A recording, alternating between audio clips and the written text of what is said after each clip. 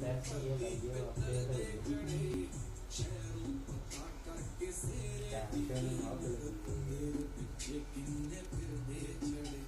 आपके ₹2050 ਦੇ ਗਿਆ ਮੈਂ ਕਿਹਾ ਜਿੱਦਾਂ ਜਾ ਰਹੇ ਹਾਂ थोड़ी देर हो रही महीना मैं भी समझो मैं 10 महीने निकलना ने 50,000 50,000 रात कर जाना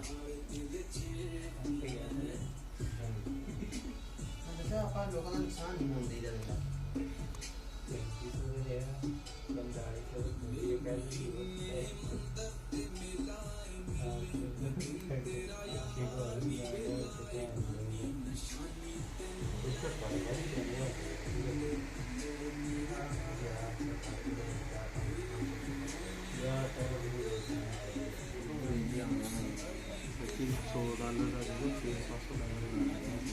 $100 ਦਾ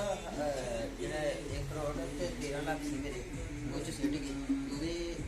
ਘਾਟਾ ਤਾਂ ਪੂਰਾ ਬਣ ਗਿਆ ਤੇ ਮੇਰੇ ਫਿਰ ਬਾਅਦ 800 ਦੇ ਤੇਰੇ ਤੇ ਕੱਟੇਂਗੇ ਮੇਰੇ 1 ਕਰੋੜ